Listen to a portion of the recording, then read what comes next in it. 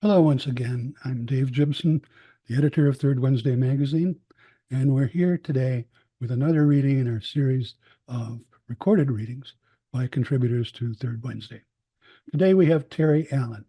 Terry was born in Brisbane, Australia, grew up in Kansas City, and is an emeritus professor of theater arts at the University of Wisconsin-Eau Claire, where he taught acting, directing, and playwriting.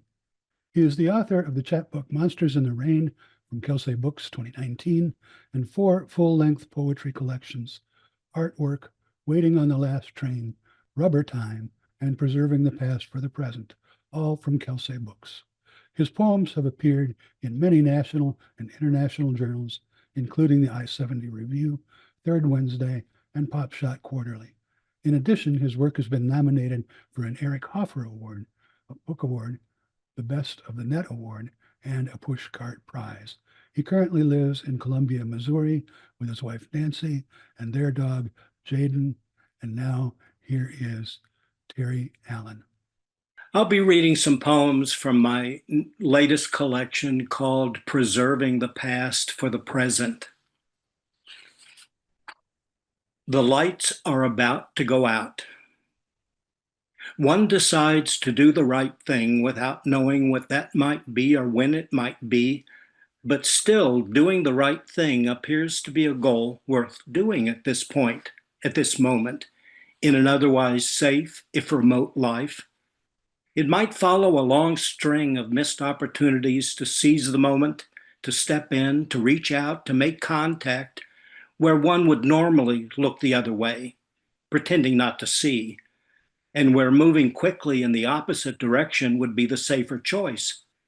But at this moment, perhaps taking to heart what the great teachers like Konstantin Stanislavski taught would be of some help.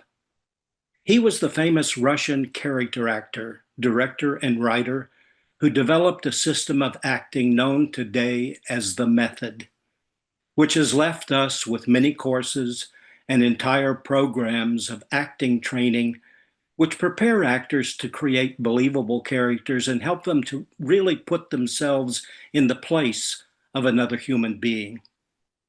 But if boiled down to one word, because that's all the time we have to teach this subject in full, and because after all, the world has finally flooded and is on fire at the same time, and the lights are about to go out, then that word would be empathy. This next poem is about my younger brother and the final 2 years of his life when he was diagnosed with vascular dementia and was cared for in a skilled nursing facility.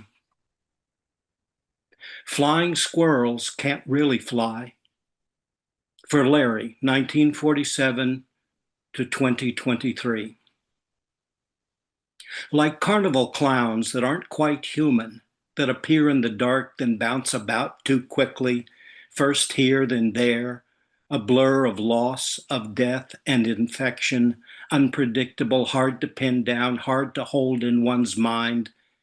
His brittle memories, dry as cicada shells, crumble away in rolling sandstorms out of reach, beyond the doors that can't be opened, beyond the lines that can't be crossed. My brother lives in a warehouse now with a few square feet to move about and a bed and a lounge chair in which to sit or sleep near others, clutching dolls or stuffed animals in front of a muted TV with almost familiar images looking out at him from the screen. He has good days and bad days, and sometimes he passes time watching the squirrel chase outside his window, amused a bit to see their dance as they leap into the air from tree to tree with complete faith that their world makes sense and they need no safety net to catch them should they lose their way and fall. But other times, the worst days of all are the good days, for that is when he looks about and realizes where he is, even though he can't quite recall how he got there. His memories, thin fragments of torn fabric, or carnival clowns trying too hard to please, or squirrels defying the law of gravity. He's not sure which. Folk tales in the dark. The poet wrote about her father and how he loved watching Westerns and how she did not watch them. And then she proved it by reporting that all the women in Westerns were saloon girls with big, soft hair, which is too bad because if the poet had occasionally settled into a comfy chair with a cool drink and a big bowl of popcorn in the dark room beside her father, she just might have seen some interesting, sometimes quirky, sometimes powerful, sometimes dangerous women sneak out of the saloons late at night or early in the morning and jump on a horse and ride out of town with the men who were off on some heroic or outlawish adventure in the wild parts of the great Western frontier.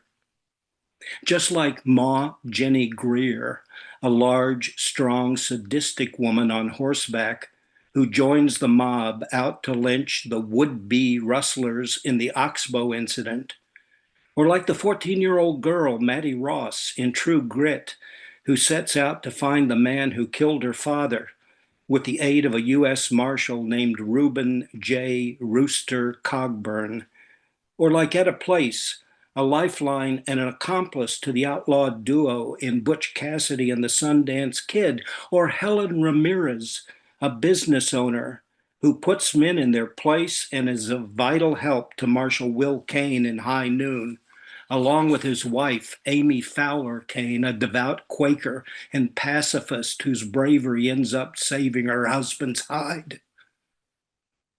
And women deep into the fabric, and woven deep into the fabric of these Westerns, a viewer might also find the frontier women who never entered a saloon, women who had to shoot, build, heal, teach, cook, sew, work the farm, and deal with everyday hardships for their families.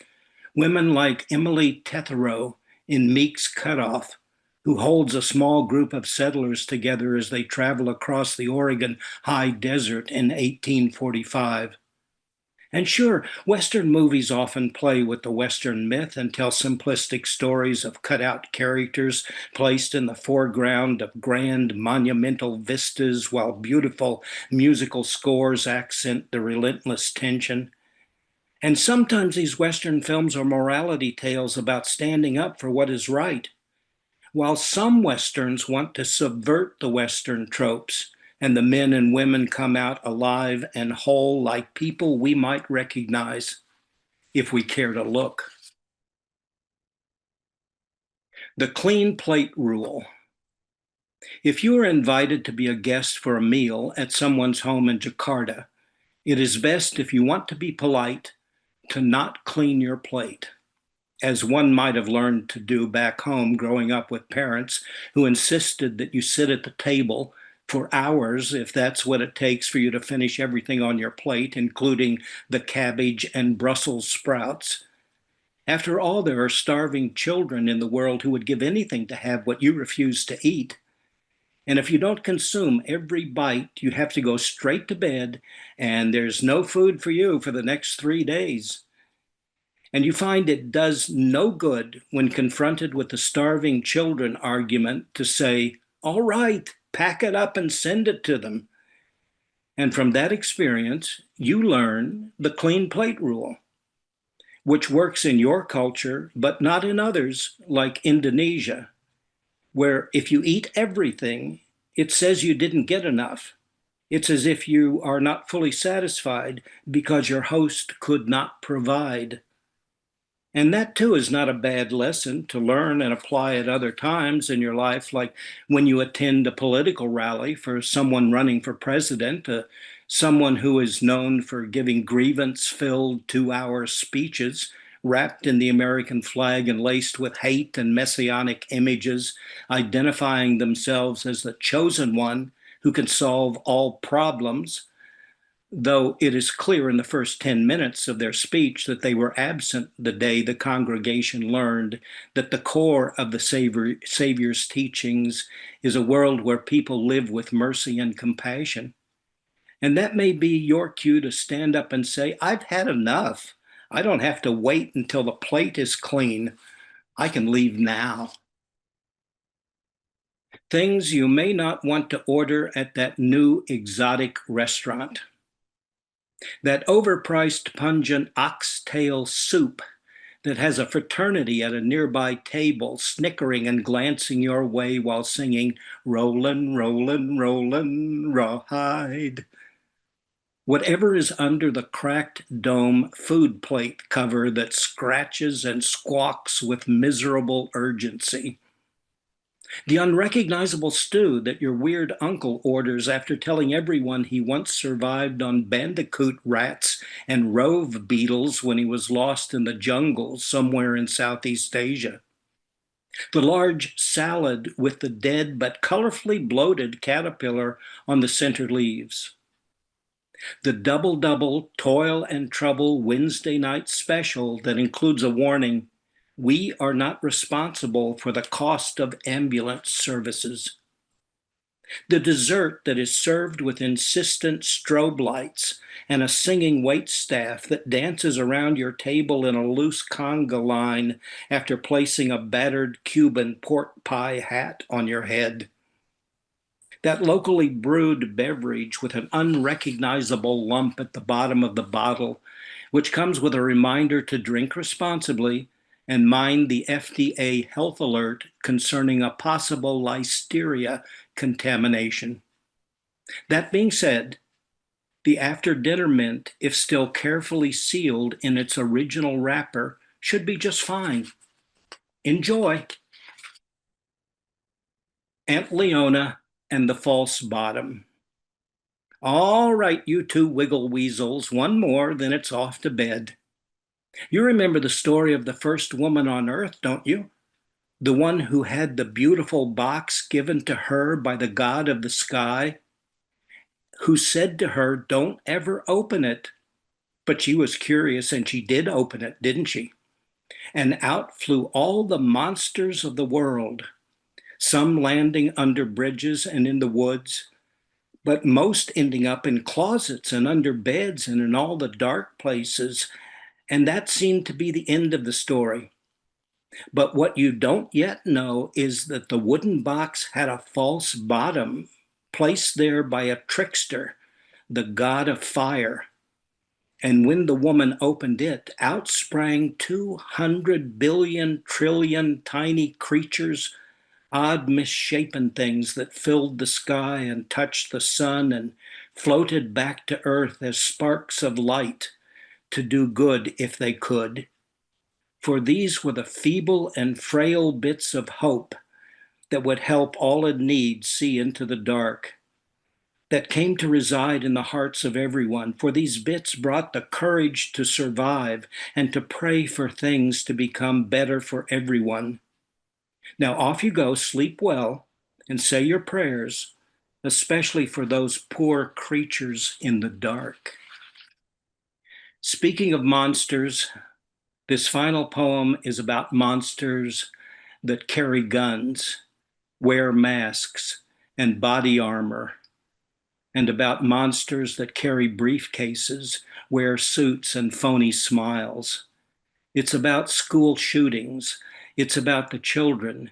It's about what happens to the human body when it's torn apart into unrecognizable bits and pieces by assault weapons.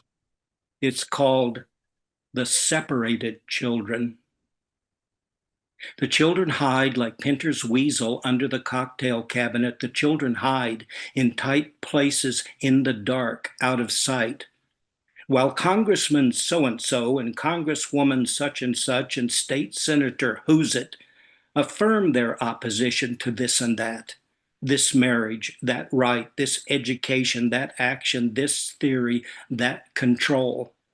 Doing little is best, doing nothing is better. We've done all we can, nothing more to say, nothing more to do. We've done all we can while the children are found. We've done all we can. While the children are found, nothing more to say, nothing more to do. We've done all we can.